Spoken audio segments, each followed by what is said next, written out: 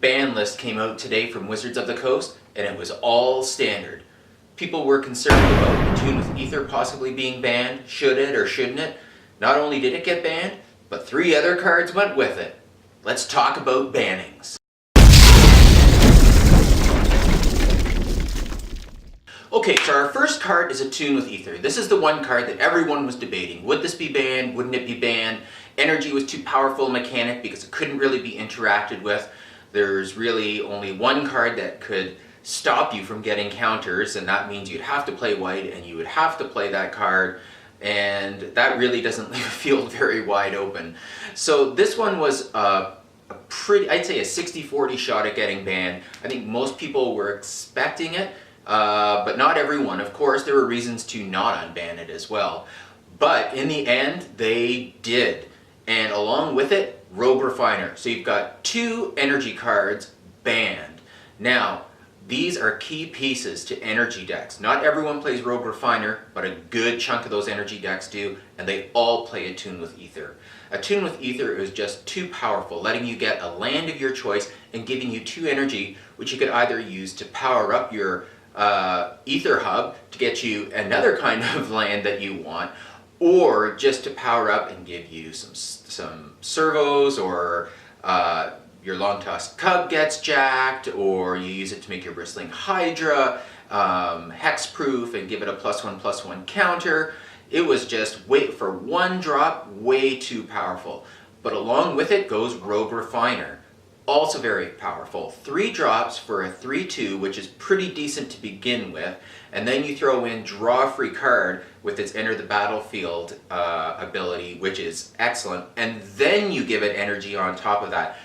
More of that energy can't be interacted with. They just get it. It can be destroyed as soon as it gets on the field. You still get the card. You still get 2 energy, which I think even if you lost your body right away, most people would still be happy to play that card.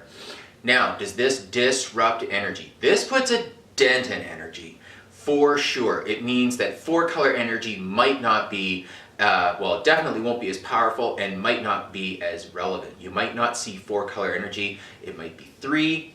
We'll see. But energy is still a powerful mechanic, and those energy decks, I mean, there's such a wide variety of them. You look up at anybody's list, and there are a lot of common cards, but everyone has their own little tweaks here and there. No 2 seem to be exactly the same. There are lots of options. There's still going to be a force to be reckoned with, but without Attune with Aether and without Rogue Refiner, they're at least brought down a little bit closer to reality.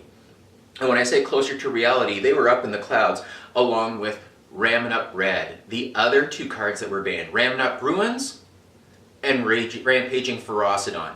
Those 2, along with the other cards in the RAMANUP Red deck, made it also just leagues above all the other decks. You look at a top 20 from a GP, and probably the top 17 or 18 were either Energy or RAMANUP Ruins. And if it wasn't 18, it was 19 or 20.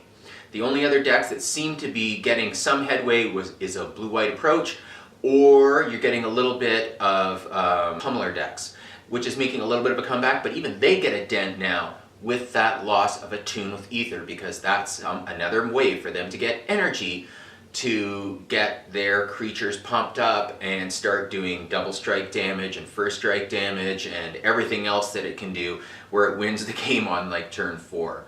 So now, what does that mean for Standard as a whole? Well, 4 cards I think was way more than anyone was expecting to be banned from Standard. I can't remember the last time we actually had 4 cards outright banned in Standard all at once in one fell swoop. But it takes those 2 #1 decks and brings them a little bit back down to earth. And with the release of Rivals of Ixalan this coming weekend, we're going to see those tribal decks coming up.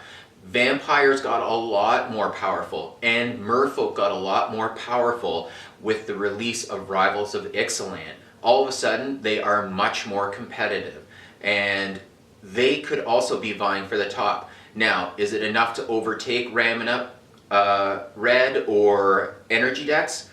Well, we'll have to see. I mean, Red is still a powerful, powerful deck.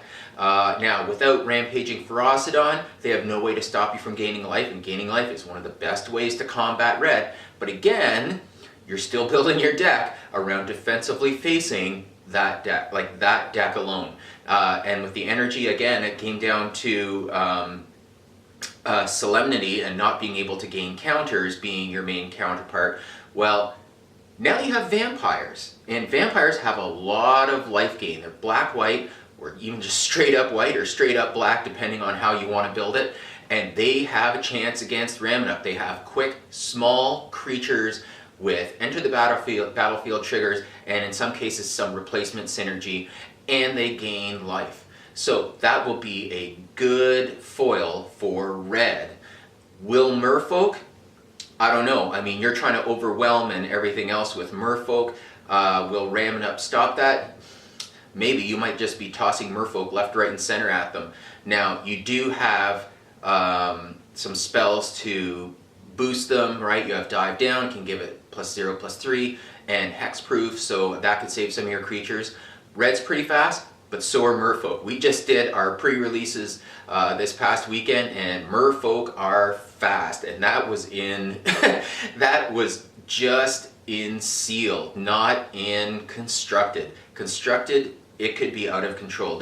I think this format just got a whole lot faster.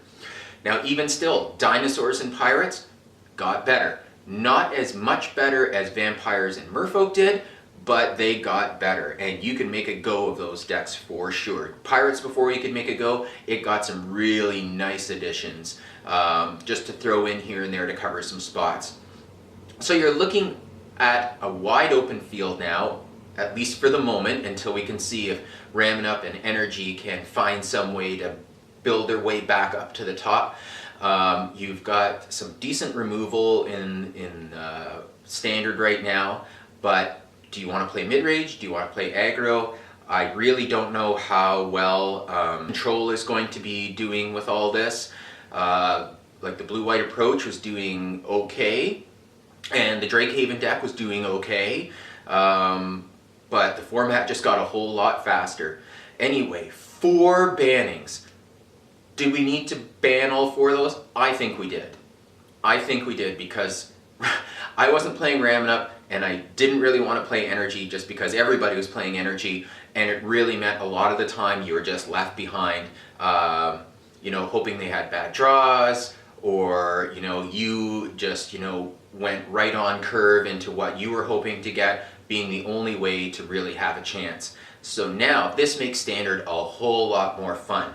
It stinks that you've got 4 cards banned all of a sudden in Standard, but I think those 2 decks were just way too powerful, and I think we're going to see some really fun builds coming this weekend for Friday Night Magic, or wherever you play Standard at your local game store. And have fun building, because I think there's a lot of fun, funky stuff out there, and there's even some nice, big, fat, juicy creatures. So if you can survive long enough against those aggro decks, you can plop stuff down that just wins you the game.